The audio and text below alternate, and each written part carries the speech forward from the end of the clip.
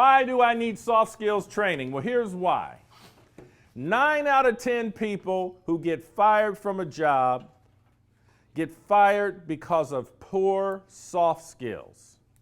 Poor soft skills. Like I said earlier, most people don't get fired because they can't do the job. They get fired because of these poor soft skills that we're talking about. That is the main reason. Poor soft skills is the main reason that people get fired from jobs. Now, let me say something about what the difference between hard skills and soft skills are. Hard skills are your technical ability to do the job. For example, if I told you I was a painter, my ability to paint would be the hard skill. Soft skills are everything else that go into making you a good employee, like getting to work on time, like getting along with coworkers, like being able to have a good attitude when you're at work, being able to take supervision, making sure you complete your job as assigned. Those are all the things that make up being a good employee. Hard skill, my ability to paint. Soft skills are encompassed by two different qualities, two different main points that make up what soft skills are.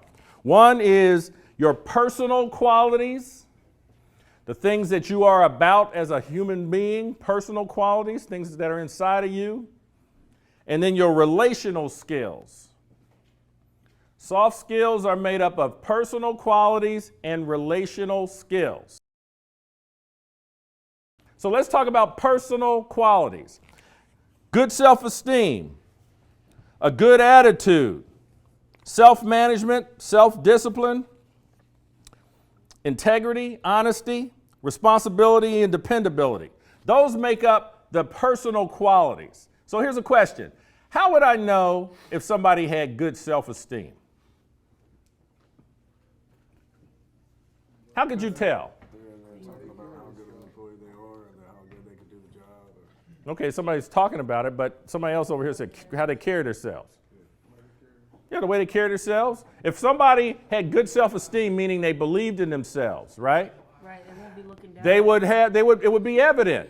You would see the evidence of that good self-esteem by how they carry themselves, the way they look in public, the way they choose to look in public, whether they look you in the eye or not when they talk to you.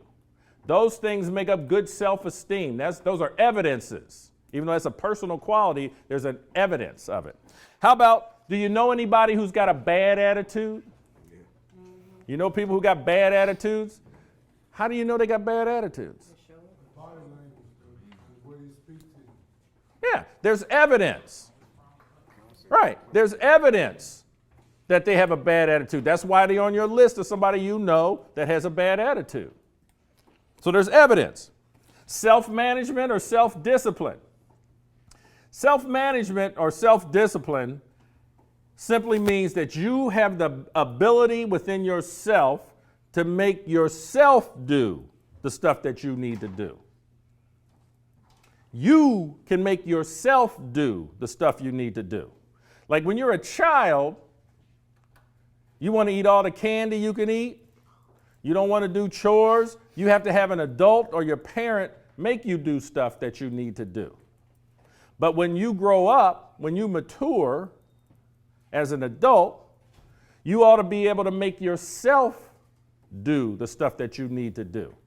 So if you got to be at work at 8 o'clock in the morning and all your friends are still playing video games at 3 o'clock in the morning and you still there with them, you don't have good self-discipline. You don't have good self-management. You need to be able to say at 11:30, I got to go home because I got to go to bed because I got to go to work.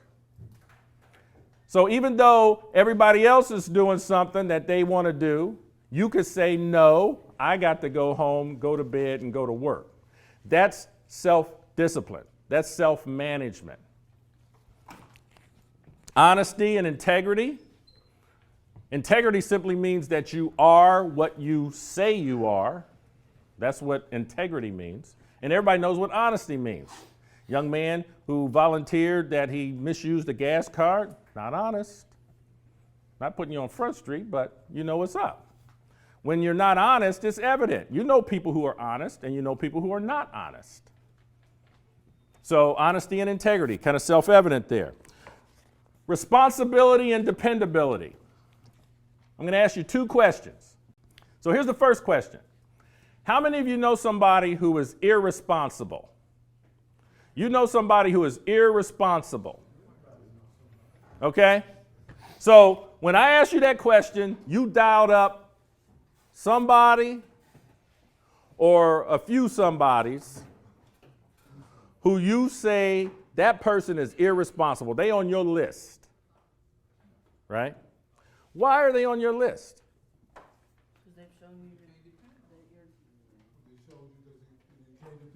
Yeah, they showed. There's some evidence, right?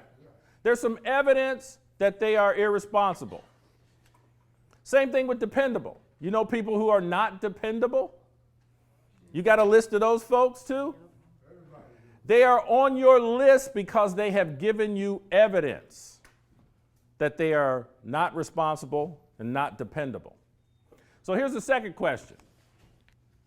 If I went and talked to your family and your friends, and I were to ask them, do they know anyone who is irresponsible and not dependable? Would you show up on their list? In some ways, yeah, definitely would. See, because there's evidence.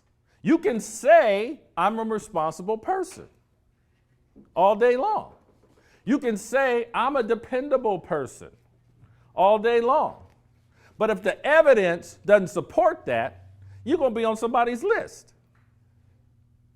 Somebody who knows you. You're going to be on their list because you have given them evidence that you're not responsible. You're not dependable. So here's what responsibility is. Responsibility means that first you understand what's required of you. So if you don't know what's required of you, you don't understand it, then there's no way that you can be responsible for it. So if you get a task at work or an assignment and you don't understand it, you need to ask to make sure you understand what's been expected of you. Because if somebody's giving you a responsibility, you need to understand it. So that's the first thing about being responsible. The second thing is that you will make sure that it gets done. See, when you're responsible for something, that means that you are going to take it upon yourself to make sure it gets done. So you understand what's expected of you, and you are going to make sure that it gets done. So sometimes you can't get it done. Sometimes, for whatever reason, you can't get it done. What does that mean you do then? Go back to the supervisor. Or stay over. Or work harder. Ask for help. See, if you have the responsibility, because you can't get it done for some reason, either you can't get it done because of your own skill level, or you don't have the resources you need, or you need more time, it's still your responsibility. You don't get to drop it just because you can't get it done by yourself. You got to go back and say, hey, I need some help, or I need some additional supplies, or I need a little more time. But you still have the responsibility. That's what I mean by you gonna make sure it gets done. Then dependability. Dependability simply means you will do what you say you are going to do. You will do what you say you're going to do. That is what dependability means. So those are the personal qualities. Those are the things that are, that's what's going on inside of you. You either have these qualities or you're learning these qualities, but they're inside of you.